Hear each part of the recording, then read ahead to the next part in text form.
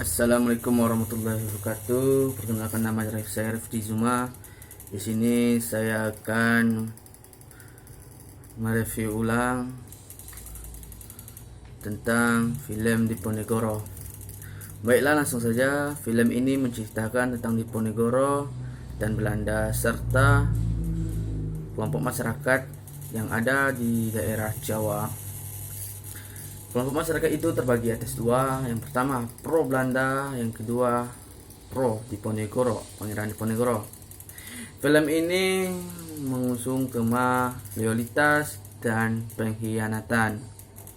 Awal cerita dimulai ketika Kapten Van der Bos diikuti pasukannya sedang mengorek-ngorek informasi mengenai tangan kanannya Pangeran Diponegoro, yakni Sentot.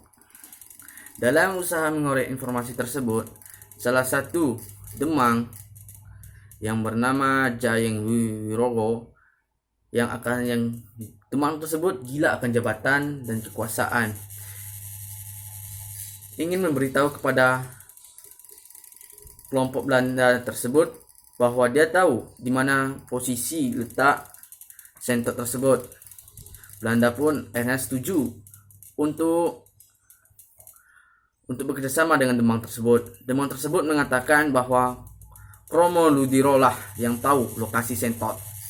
Beliau pun ditangkap dan ditawan di rumahnya sendiri dan dipaksa buka mulut.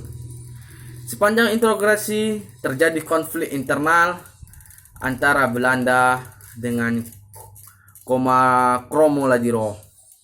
Kromo Ladiro yang tidak ingin memberitahu pun diancam akan dibunuh keluarganya. Tapi tekad Kromo Ladiro serta loyalitas terhadap Pangeran Diponegoro tidak membuatnya ingin membocorkan berita tentang Sentot dan Pangeran Diponegoro. Singkat cerita, akhirnya Kromo Ladiro pun dibunuh dikarenakan salah satu letnan di tentara Belanda memberitahu bahwa dia yang membocorkan informasinya. Setelah Kromo Ladiro dibunuh, keluarga pun bersedih bahwa Kromo Ladiro dibunuh, yang kemudian membawa sisi positif yang membuat masyarakat di situ menjadi pro kepada dan loyalitas kepada Pangeran Diponegoro. Dalam cerita ini terdapat hal kontras yang seperti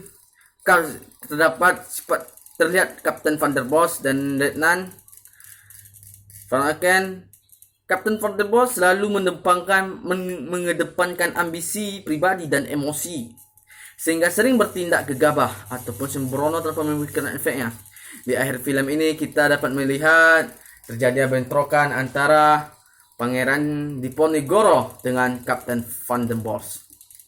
Sekian mungkin video ini resume dari Kapten Diponegoro. Wabillahi taufiq wal hidayah. Assalamualaikum warahmatullahi wabarakatuh.